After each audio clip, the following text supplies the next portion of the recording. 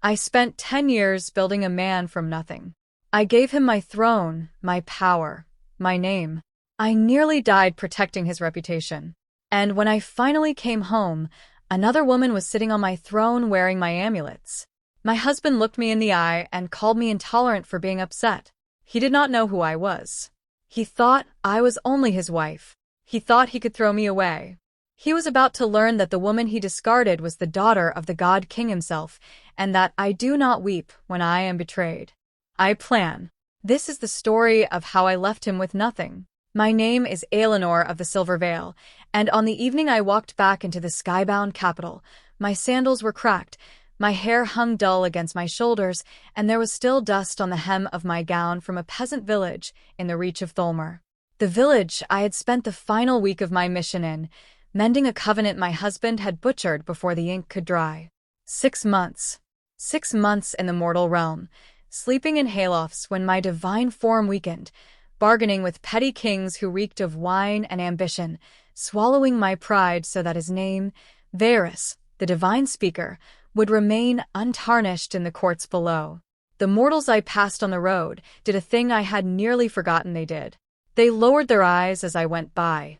Not bowing exactly, not kneeling, just a small instinctive dropping of the gaze that mortals have done in my presence since I was a child, long before I ever wore the robes of the veiled dawn. A goat herd pressed himself against a wall as I passed. A woman drawing water from a roadside well crossed her wrists over her chest in an old sign of warding, a sign she could not have known the meaning of, and then looked startled at her own hands. I had not used the deep parts of myself in a very long time. I had been keeping them folded small inside my chest, the way a woman folds a wedding gown into a chest at the foot of a bed, because Vaeris had once told me, in the early years, that my full presence made him feel small beside me. I had folded myself for him. For a decade. Something in me, walking home that evening, was beginning to unfold. I had imagined this homecoming 1,000 times in the long nights below. Vaeris waiting at the temple gate. His arms open. His voice low and rough the way it used to be a decade ago, when he had been nothing more than a lesser oracle with a beautiful mouth and a hunger to be more. I had loved him then. I had built him from the stones of my own spine. The temple gates rose before me, my temple, the shrine of the veiled dawn, gifted to me by my father in the age of the long silence. I pressed my palm to the silver lock. It did not open. I pressed harder. The metal grew warm, then warmer.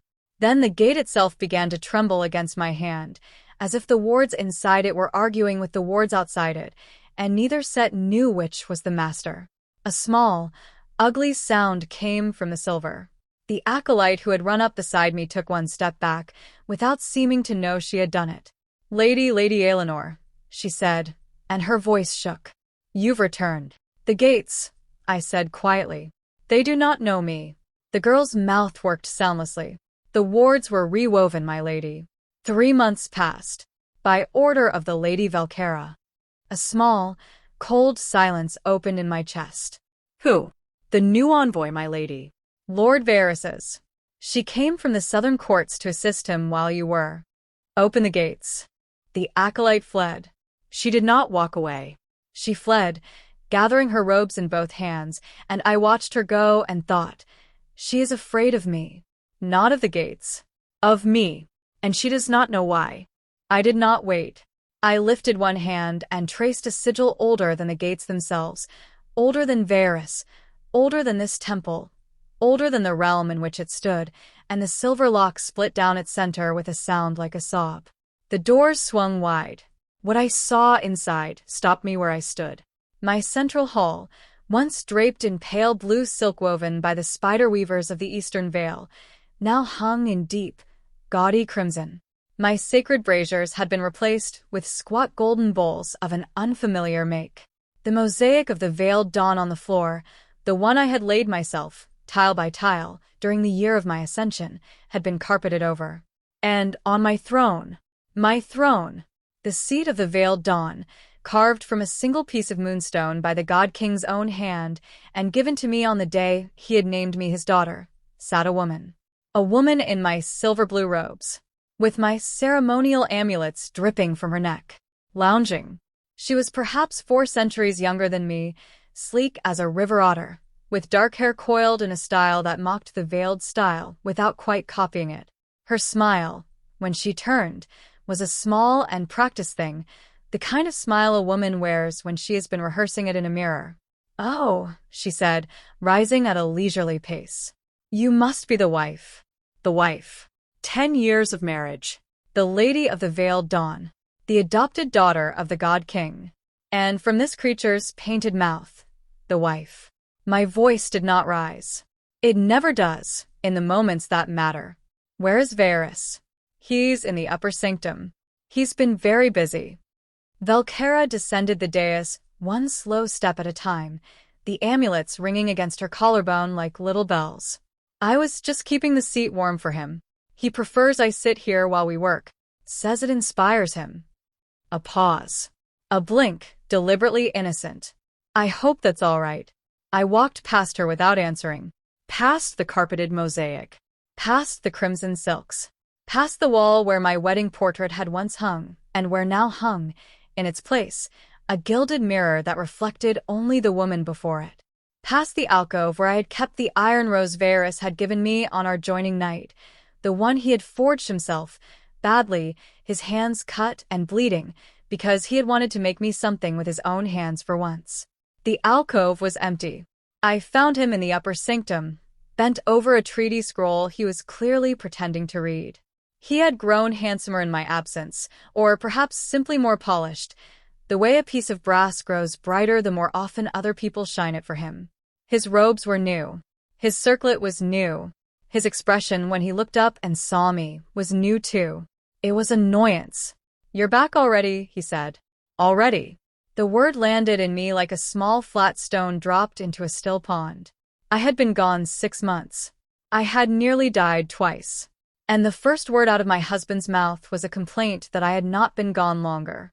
He set the scroll down, as if I had interrupted something far more important than myself. I waited. For what, I did not know. A step toward me. A softening. The flicker of the boy I had married, somewhere behind the eyes of the man who sat at my desk in my chair in my sanctum. It did not come. "You might have sent word," he said. Valkera had only just gotten the rooms in order. Valkera. The name on his tongue had the easy weight of long use. "Vaeris," I said, very quietly. "There is a strange woman on my throne." He sighed. The small put-upon sigh of a man whose wife has come home and immediately begun making things difficult. "She's not strange. She's my envoy. She's been invaluable while you were gone. She is wearing my amulets." He looked at me for a long beat, and then he said it. "Someone should wear them." I did not move. I did not breathe. The room around me did not move either. Somewhere far off, a brazier flickered. The new gold bowls. Not mine. Someone should wear them. He had not said they suit her. He had not said I let her borrow them. He had said someone should wear them, as if I had failed to wear them well enough by daring to leave for 6 months on his behalf. As if the amulets themselves, gifts from my father on the day of my ascension, were a duty I had abandoned and Valkera had picked up. He stood, finally, not to embrace me, but to pour himself wine from a decanter that had not been in this room when I left. "You've been gone half a year, Aelinor. The temple cannot simply sit empty because you fancy a long holiday in the mortal realm." Holiday. Something in me went very, very still. "A holiday," I repeated. "Whatever you call it. Diplomacy. Sightseeing." He waved his hand. "The point is, things must go on without you. And Valkera has been remarkable. She understands me. She doesn't." And now there was an edge to his voice, a grievance rehearsed in my absence. "She doesn't make me feel as though every word out of my mouth is being graded." My hand closed at my side. "Where is my wedding portrait, Vaeris?" He hesitated. Just for a heartbeat. And in that heartbeat I saw everything. "It was old," he said. "We'd outgrown the style. I had it taken down." "Where?" "I don't know. The storage vault, perhaps." Or, his jaw set, defensive now. Or perhaps it was discarded.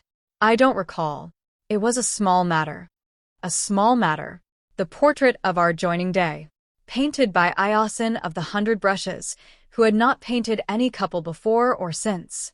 The portrait in which I stood beside him with my hand on his chest and a look on my face that even I, in my cold and quiet moments alone in mortal taverns, had sometimes been unable to bear remembering, because I had loved him so visibly in it. So nakedly. So without armor. A small matter. Vaeris, I said. Send her away. No. Send her away or I will. Aelinor. He set down the wine. His voice took on the soft, condescending shape it had developed in the last few years. The shape I had told myself was simply weariness, simply the burden of high office I had placed on him with my own 2 hands. Listen to yourself. You come home, exhausted, clearly overstretched, and the first thing you do is fly into a jealous rage over a working partner. Do you hear how you sound? I hear myself perfectly. You sound intolerant. You sound like the kind of wife I always swore I would never have. He shook his head, slow, disappointed. She has done nothing but help me while you were off doing whatever it is you do, and you would have me cast her out into the cold because she sat in a chair? Because she sat in my chair, in my robes, with my amulets, in my temple, while my own husband watched. But I did not say it. I had learned, in 10 years, what it cost to say such things to Vaeris. The small, flat way his face would close. The way he would speak of me, afterward, to others. She has been so difficult lately. You cannot imagine the strain, and how those others would nod and pity him, and the story of who I was would be quietly rewritten in rooms I was not in. I looked at him now. Really looked. And I saw, for the first time without flinching from it, that the man I had built had become a stranger wearing my husband's face. You will not send her away, I said. I will not. And I would thank you, Aelinor, to remember whose temple this is. The words hung in the air between us, like a struck bell. Whose temple this is. I almost laughed. The sound caught in my throat and died there, because if it came out it would not be laughter. It would be something far older, something with teeth. Whose temple? I repeated softly. Yes. Let us speak, soon, of whose temple this is. I turned and walked out before he could answer. Down in the great hall, Valkera was still standing near the dais, one hand resting lightly on the moonstone arm of the throne as though it belonged to her. She turned as I passed. And here was the thing. Before she lowered her head to me, she let her eyes flick, just once, upward, toward the upper sanctum, toward Vaeris. The tiny glance of a woman checking that her audience was watching. Then and only then did she bow. My lady, she murmured, the bow so shallow it was almost an insult. If there is anything I can do to ease your return. There is. Her lashes lifted. Yes. Step off my dais. A small silence. She glanced upward again. Held the moment. Let me see her hold it. Of course, my lady. Lord Vaeris had asked me to. Step off. Valkera stepped down. Slowly. The amulets sang against her chest as she moved. I passed her without looking at her again. But I had seen the glance, and she had wanted me to see it. I did not weep. Something inside me had passed beyond the country of weeping and into a colder, quieter land. I walked until I found the small garden beyond the eastern colonnade, the one I had planted myself in the first year of my marriage, when I had still believed gardens were a thing a wife planted for the long unfolding of a shared life. The night-blooming silverstars were open. They glowed faintly in the dusk. I sat on the stone bench among them and folded my hands in my lap. A wind moved through the garden. I lifted my face to it and closed my eyes. In the deep place below my heart, the place no mortal eye could see, the place where my true name was kept, the name my father had given me on the night he chose me as his daughter, something cold began to wake. I did not summon it. I simply did not, this time, push it back down. It rose like a tide.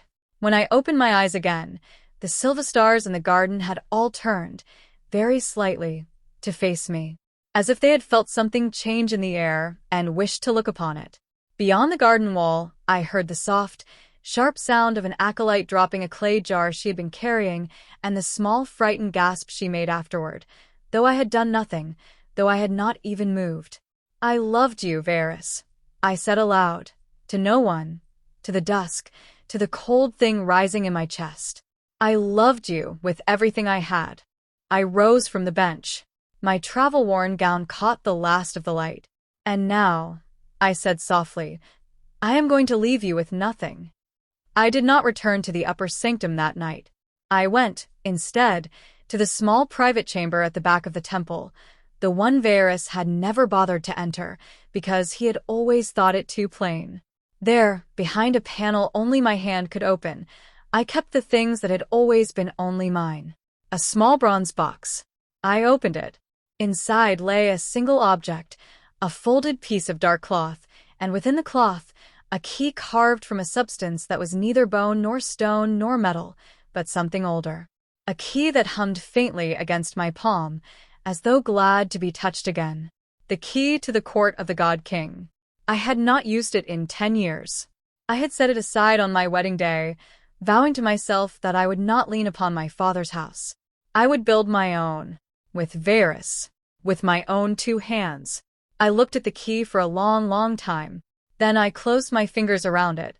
The hum in the metal answered the cold thing in my chest. They had recognized each other. They had been waiting. Outside, very faint, I heard Valkyra's laugh from the upper sanctum, light and bright and pleased. And below it, Vaeris's voice, low and indulgent. I smiled. It was a small smile. It did not reach my eyes. But anyone who had known me in the old days, in the high courts, before my marriage, anyone who had seen the Lady of the Veiled Dawn smile like that in council, would have known to leave the room. You will not see me coming, I whispered, to no one in particular. Not until it is already done. I slipped the key into the fold of my gown, blew out the lamp, and stepped into the dark. I did not sleep that night. I sat on the low cedar chest in my private chamber with the key in my lap, and I let the cold thing in my chest finish waking up. It had been a long sleep, 10 years long. By the time the first pale band of dawn crawled up the eastern wall of the temple, I knew what I was going to do. I was not going to scream. I was not going to throw plates. I was not going to beg Vaeris to remember the boy he had been, or the girl I had been when I first laid my hand on his chest. I was going to do something far worse than any of that. I was going to give him exactly what he had asked for. I was going to let him have his temple, his throne, his envoy, his title, and his name. All of it. And then, once he was holding it all in both arms with his chin up and his mouth proud, I was going to take back the one thing he had never understood was mine to give him in the first place. The ground he stood on. I rose. I bathed. I dressed myself, alone, the way I had not dressed myself in years. No handmaidens. No assistance. I unbraided the travel knots from my hair and washed the dust of Tholmer from my scalp, and I oiled my hair with the white thorn oil my father had sent me on my 400th name day, the bottle of which Vaeris had once smelled and called too austere. I put on a gown of unadorned dove-gray. No amulets. No circlet. Nothing of the veiled dawn. Nothing of his. When I walked out of my chamber that morning, I was, for the first time in a decade, dressed as myself. The acolytes in the corridor went silent as I passed. One of them, the young one from the gates, pressed herself against a column and lowered her head so deeply I could see the small pale knob of her neck. She had not been told to do that. Nobody had told any of them to do anything. They were simply, all at once, behaving like people who had felt the temperature of a room change without being able to say why. I found Vaeris in the great hall. He was holding court already, though it was barely morning.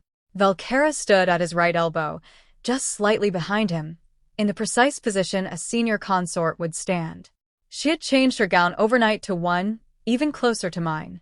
Closer to the cut. Closer to the color.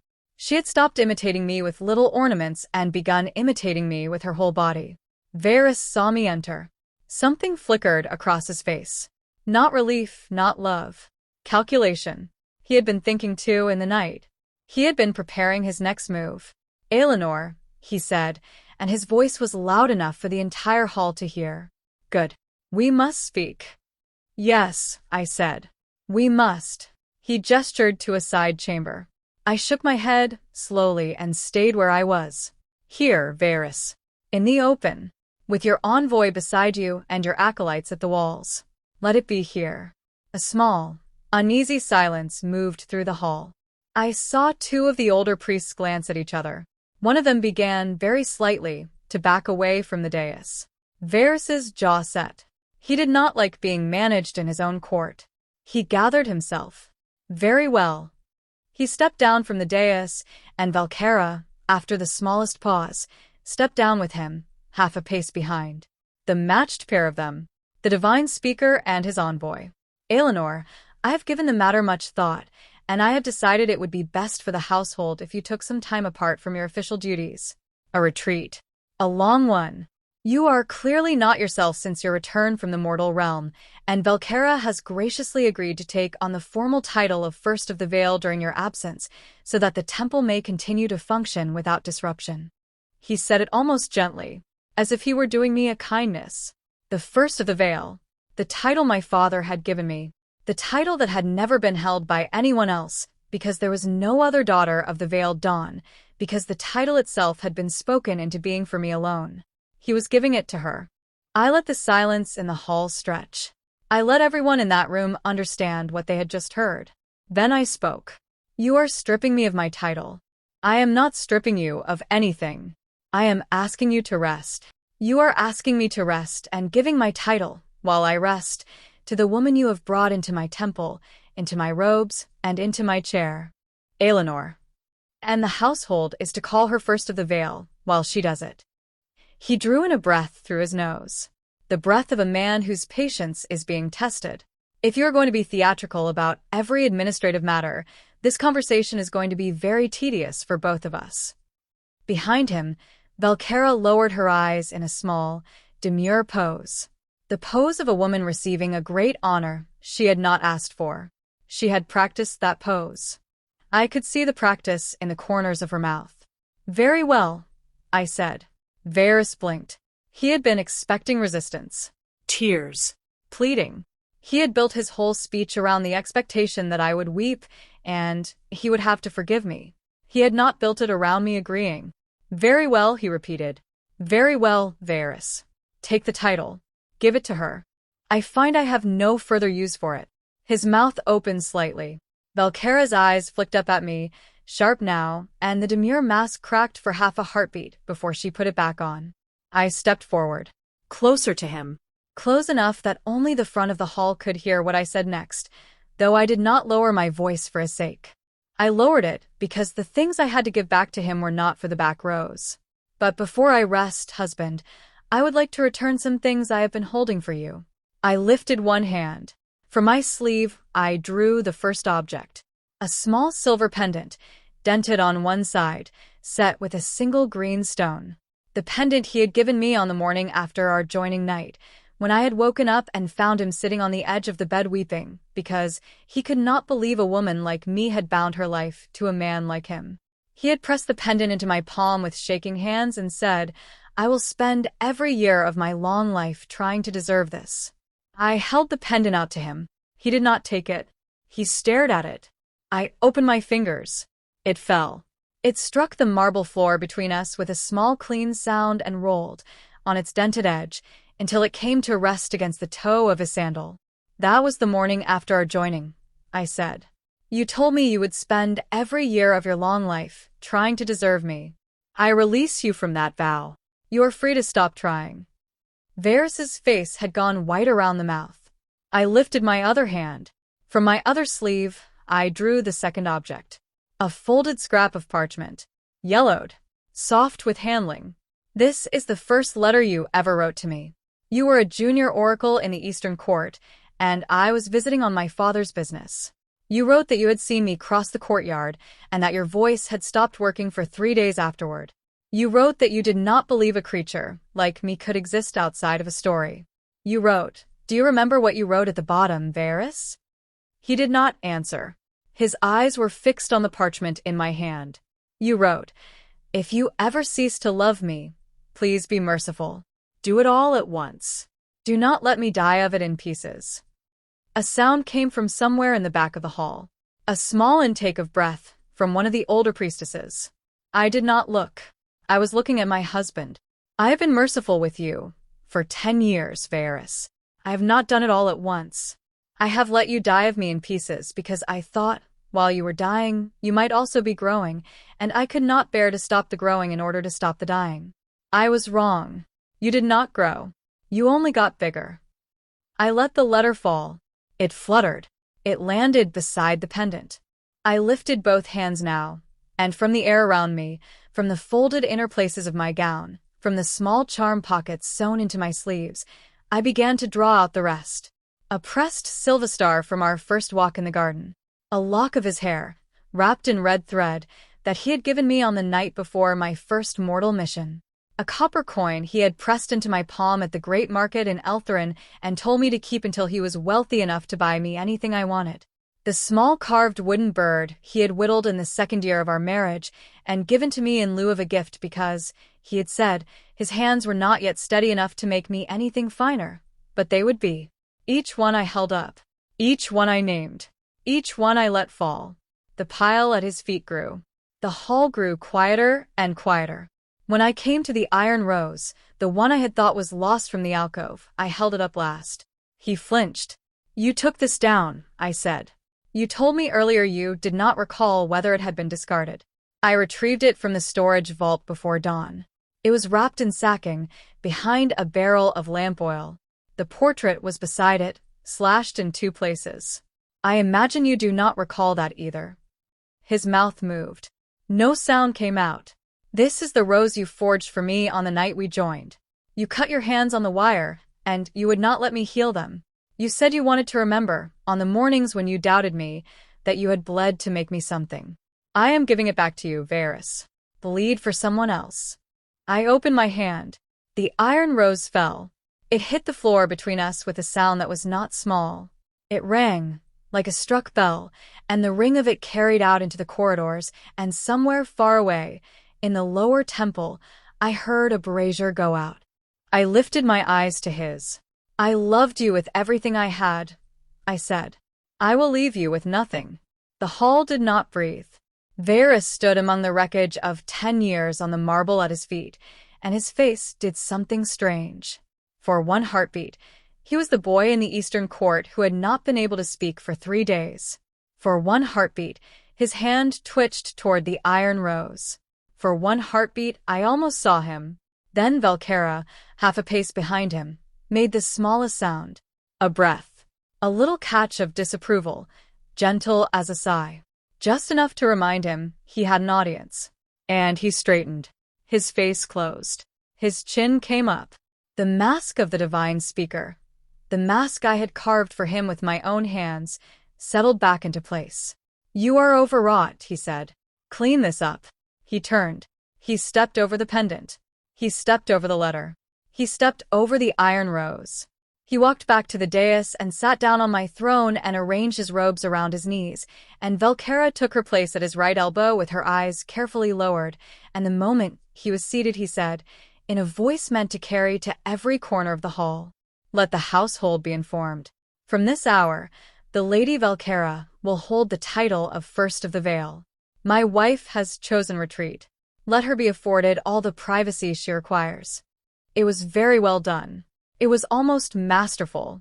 He had taken my public destruction of him and reframed it, in the time it took to sit down, as the eccentric breakdown of a tired wife who needed to be quietly put away. He thought he had won. I looked at him for a long moment. I let him have the silence. I let him feel, all the way down to the soles of his feet, that he had won. Then I bowed. Slightly. Politely. The bow of a woman to a man she has just finished with. As you wish, divine speaker, I said. Enjoy your morning. I walked out of the hall.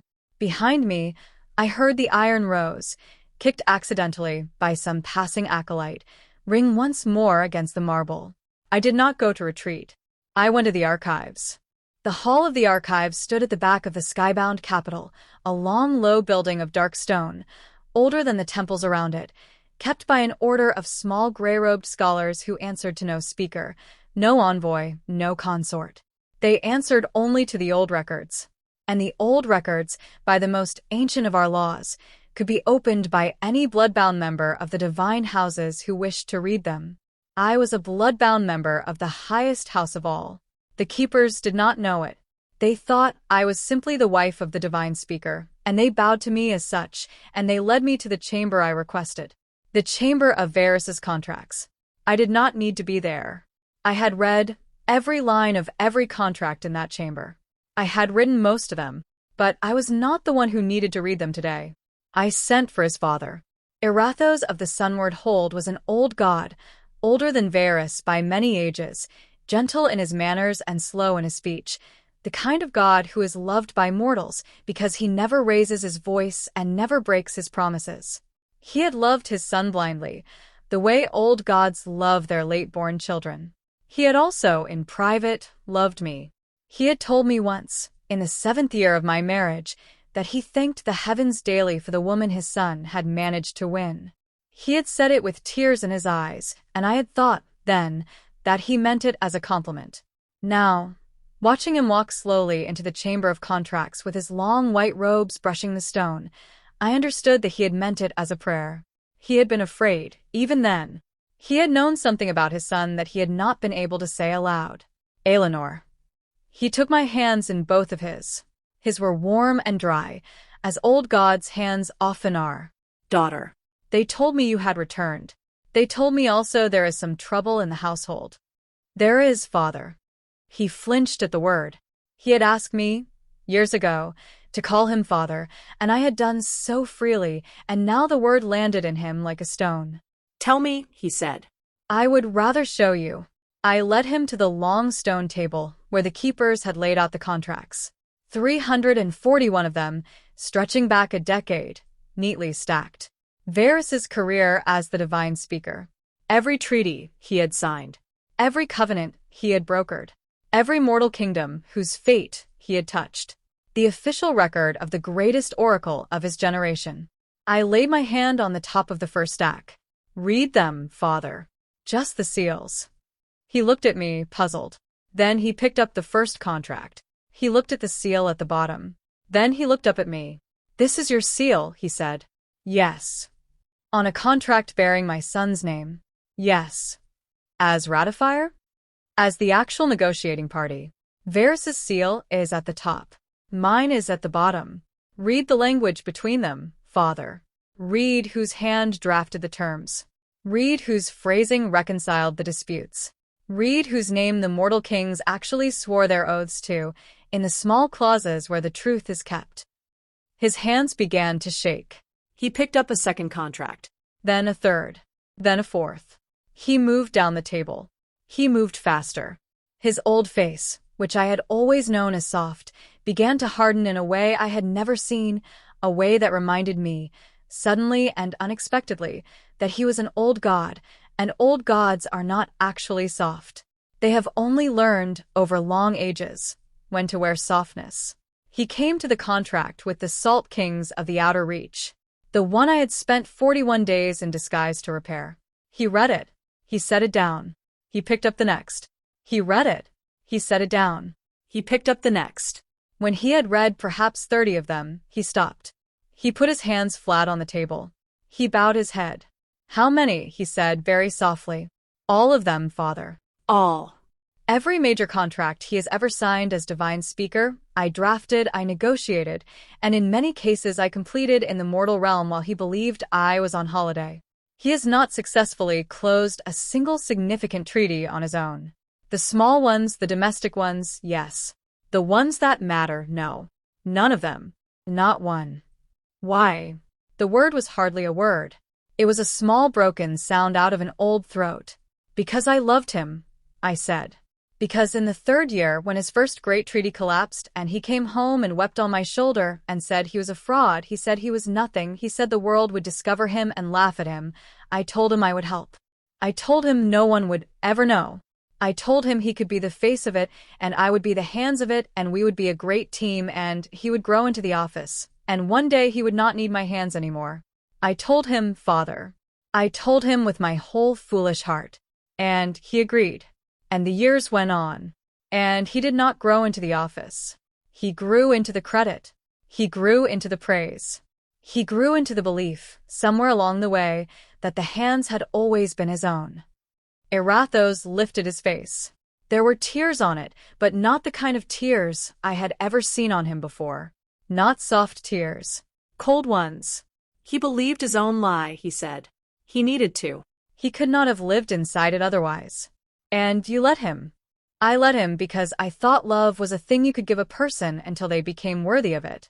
I have learned this week that love is not a kiln. Some clay only hardens into the shape it was already in. Erathos was quiet for a long time. Then he said, "He has stripped you of your title." "He has.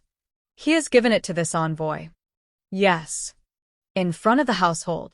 This morning." He nodded, slowly, as if filing each fact away in a long, careful drawer. Then he said, "Aelinor, daughter, I am going to bring him here. To this chamber. To this table. I am going to make him read these contracts in front of me.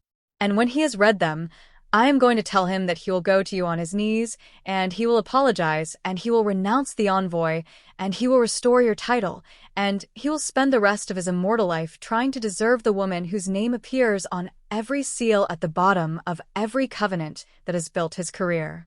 Father. He will. I will see to it." I looked at the old god in front of me, at the way he was already standing straighter than he had stood when he walked in, at the way his hands had stopped shaking and gone still in the way that old gods' hands go still when they have made a decision. I loved him for it. I loved him in that moment more than I had loved my husband in the last 3 years of my marriage combined. But I said, very gently, "Father." "He will not." He will. "I am his father." "You are his father, and you are a good one, and he will weep when you make him read these." He will say he is sorry. "He will mean it in the moment. He will mean it for an hour, perhaps 2. He will come to me on his knees. He will say he was a fool. He will ask me to forgive him. And you will." "No, Father." He stared at me. No. No. "Because the man who built this," I gestured at the table of contracts, the small stone monument to my 10 years of folded silence, "is not a man who will be repaired by being shown the truth. He is a man who will be enraged by it. He will weep first, yes. He will apologize first, yes.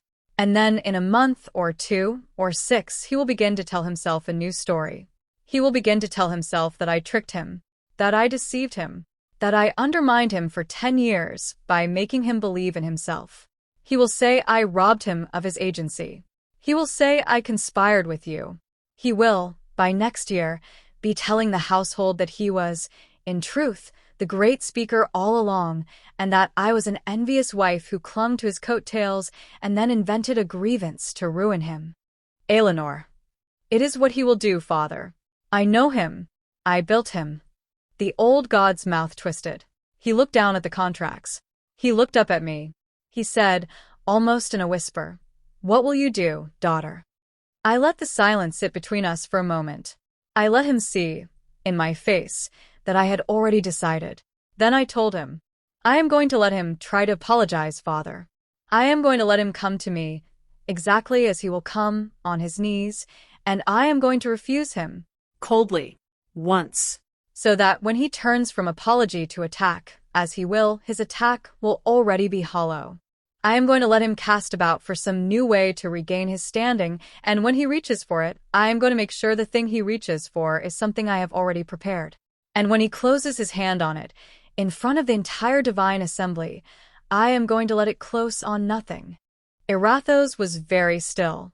And then I am going to my father, and I am going to tell him, after 10 silent years, that his daughter has come home.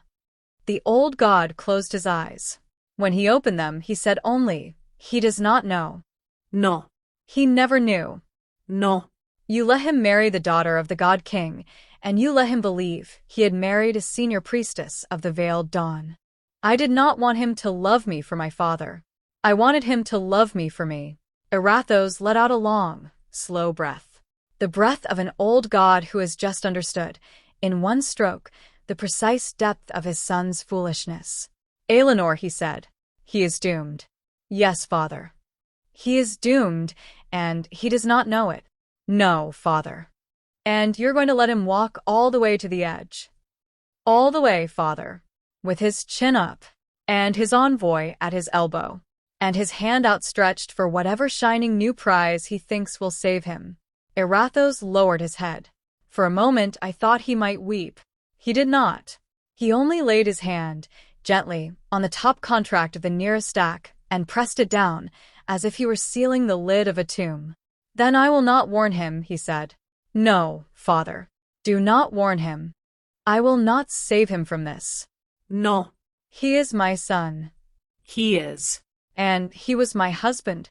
And we have both, you and I, given him more chances than the heavens give most gods in 1,000 years.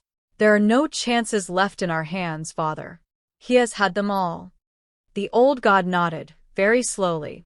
Then he straightened. He brushed the dust from his sleeves. He walked to the door of the chamber. He paused there, with his hand on the frame, and without turning he said, "When you call the assembly, daughter, when the hour comes." "Yes, father. I will sit at your right hand." "Thank you, father." He walked out. I stood alone in the chamber of contracts for a long time after he was gone. I looked at the table. 341 covenants. A decade of my life, signed, sealed, hidden, and stacked. I lifted one of them, gently. The Salt Kings of the Outer Reach. 41 days. A village called Holland in the southern marsh. A girl who had brought me bread when I was hungry and not asked who I was. I folded the contract neatly and set it back on the pile. By the time I left the archives, the sun was already climbing. The temple was waking. Somewhere across the skybound capital, my husband was sitting on my throne in my robes with his envoy at his elbow, drafting the household notice that would inform every divine house in the realm that the Lady Aelinor of the Silver Veil had withdrawn from her duties for an extended retreat, and that the Lady Velcara would, in her absence, be discharging the responsibilities of First of the Veil. He was, in other words, sending out the news of my disappearance to every god he had ever wished to impress. He was making me invisible. He did not know that I had decided, sometime in the dark hours of the previous night, that the next time he saw me, it would not be as his wife. It would be from across the chamber of a divine assembly, with the scepter of his power in my hand, and my father seated behind me on a throne the like of which the skybound capital had not seen in an age. He was about to vanish me from the household. I was about to let him. There was one more thing to do before I could go to my father. I had to send word to Leontos, heir of the Ocean Lord, son of the deep, the one who had asked me, 12 years ago at a feast on the southern coast, whether I would consider walking with him through the tide gardens of his father's palace, and whom I had refused, gently, because I had already given my heart to a junior oracle with a stammer and a hunger to be more. Leontos, who had bowed to my refusal and said only, "Then I will wait, lady. The tide is patient," who had not married, who had not, in all the years since, brought another woman to court, who had let it be known, quietly and without grievance, that the ocean's heir was a man of long shores and longer memory. He had loved me. He still did. I had always known. I had never used it. I sat down at a small writing desk in a side chamber of the archives, and I drew toward myself a single sheet of pale gray paper, the kind we used for messages between divine houses, and I dipped the pen, and I wrote, "Leontos, the tide has come in. Will you walk with me now?" A. I sealed the letter with a drop of plain silver wax. No sigil. He would know my hand. I gave it to one of the small gray-robed keepers, a tight-tongued one, and I asked him to take it to the ocean's son personally. The keeper bowed and left without speaking. Then I sat for a moment, alone, with my hands folded on the desk. I should have felt many things. Triumph, perhaps. Grief, perhaps. Hatred. I felt none of them.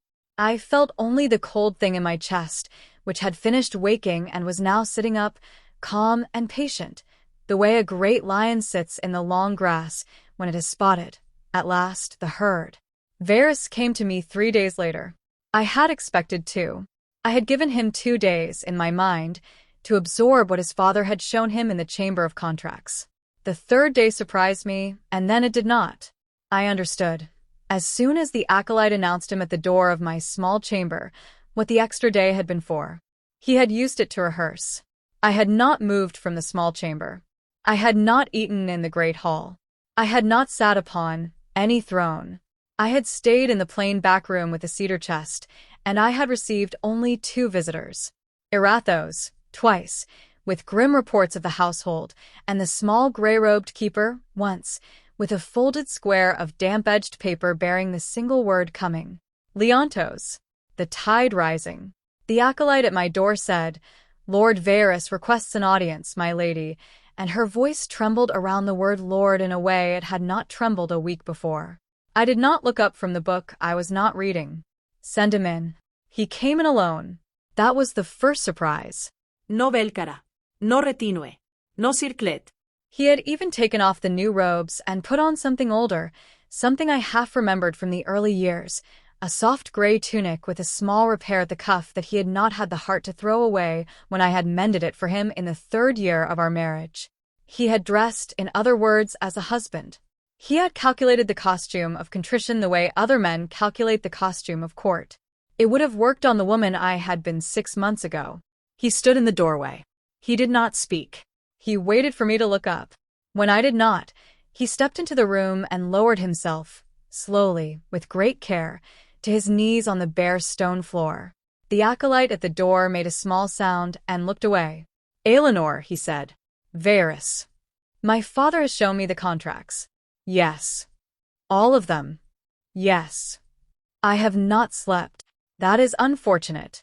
Sleep is a kindness one should not deny oneself." He flinched.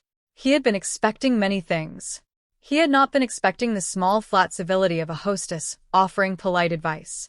He had braced for fury, for tears, for the long satisfying release of being shouted at.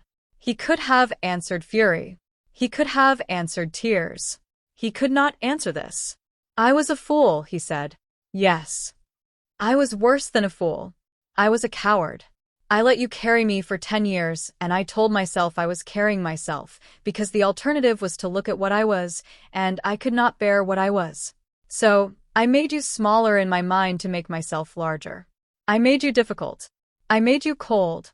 I made you, in my own private telling of our marriage, the burden, when in truth you were the bridge, and I was the man walking across you, without ever looking down." It was a good speech. It was, in fact, the best speech he had ever given. I noted, with a kind of distant professional admiration, that he had finally learned the rhythm of public divine oratory. Erathos must have helped him write it. Or perhaps he had written it himself in the 3rd day, the rehearsal day, and that was the real reason he had come on the 3rd day, and not the 2nd. He had needed the day to find his voice. I closed the book I was not reading. I set it on the cedar chest. I folded my hands in my lap. "Vaeris," I said. "Get up." He looked up at me. There was hope in his face. The hope of a man who has knelt and is being told to rise. "I am not asking you to rise because I forgive you. I am asking you to rise because I do not wish to be looked at by you from your knees. It is undignified. For both of us." The hope on his face flickered. He rose. Slowly. "Aelinor. Listen to me, husband. I will say this once, because once is all that is owed to you, and after I have said it I would like you to leave this chamber and not return to it again. Is that understood? Aelinor, please. Is that understood?" A small silence. Then, "Yes." "Good." I drew in a breath. "You are not the first arrogant man who has been carried by a wise wife. You are not even the first arrogant man in this household. What makes your particular cruelty remarkable, Vaeris, is not that you took my work and called it yours. Many men do that. What makes your particular cruelty remarkable is that you let another woman wear my amulets and sit on my throne and walk in robes cut to mock the lines of mine, and when I named the wound, you called me intolerant. You did not merely use me. You used me, and then you trained the household to believe that the using was a kindness I had been failing to appreciate. That is the part of you, Vaeris, that I cannot mend. Not because I do not have the skill. I have repaired worse things than you. I am refusing to mend you because the work, after 10 years, is no longer interesting to me, and I do not perform repairs on men who do not interest me." He stared at me. "You can repair anything," he said. The words came out before he had thought them. The words of a much younger man. "Yes, Vaeris. I can. But there is one kind of damage I have always refused to repair. In this marriage, once a traitor, always a traitor. I gave that rule to my own heart on the night before my joining day, before I knew I would ever need it for you. I gave it to my heart, and my heart agreed, and I have not, in the centuries since, gone back on a covenant I made with my own heart for any man. I will not begin with you. He opened his mouth. Do not, I said softly, speak of the contracts. Do not speak of how long you will work to deserve me. Do not speak of the years you will give. Do not, Vaeris, offer me time, when your offer of time is the very currency I have already spent 10 years of, on you for nothing. The mouth closed. He stood there in his soft gray tunic with a small repair at the cuff. He had aged in 3 days. I saw it now. There were small lines around his mouth that I had never noticed before. He had grown, in 72 hours, into a slightly older man. It moved me. I will not pretend it did not. Somewhere very deep in me, in a chamber I had once kept lit for him and had now closed, a small candle flickered. I let it flicker. I did not blow it out. I did not feed it. Go, Vaeris, I said. He went. At the door he turned. I had known he would. Aelinor, he said, very quietly, if I find a way to bring you back, to fix this. I waited. There is no way. If there is not. But Vaeris, if you go looking for one. I let the smallest smile touch the corner of my mouth. I would not stand in your way. He looked at me for a long moment. He did not understand what I had just given him. He thought I had given him hope. He did not know I had given him a noose. He left. He did not waste time. He went to Valkera that night. Arathos's reports, the next morning, were precise. Vaeris had spent the evening in conference with his envoy in the upper sanctum, and the conference had grown heated, and Valkera had emerged from it with her color high and her eyes bright, and within the hour she had dispatched 3 messengers, each to a different house, each carrying a sealed packet that no one but she and Vaeris had seen. She was helping him plot his recovery. It was, in its small way, beautiful. I had known she would. I had counted on it. A woman who has gone to the trouble of cutting her gown to mock mine and sitting on my throne with my amulets on her neck is not a woman who walks away from a fight. She had read my civility to Vaeris as weakness. She had read his return to her, late and shaken, as opportunity. She was, in that moment, attempting to become his strategist. She was attempting, in the way of all envoys who have begun to taste real power, to make herself necessary. It would be the last useful thing she ever did for him. The trap had to be elegant. It could not be a thing they smelled. It had to be a thing they smelled and dismissed, smelled and laughed at, smelled, and concluded was too sweet a fruit to be poisoned. So when Leontos arrived in the skybound capital 2 evenings later, riding in on the ceremonial sea chariot of the ocean's air with a small delegation of his father's house behind him, the news that spread first through the divine households was not that he had come to see me. The news that spread first was that he had come to renegotiate the Treaty of the 3 Tides, the great and complicated covenant between the ocean's house and the inland courts, which had been due for renewal in the coming season and which would, by long tradition, be brokered by the divine speaker of the skybound capital, by Vaeris. I had asked Leontos for this. I had asked him in the second letter, the one I sent after his coming. I had asked him whether he would consent to allow himself to be used, in the most public of all possible ways, as the bait of a trap. He had written back, very promptly, on a piece of pale blue paper that smelled faintly of salt. He had written, Lady, you have been used for 10 years by a man who does not deserve to share a realm with you. To be used by you, for one evening, against him, would be the great honor of my long life.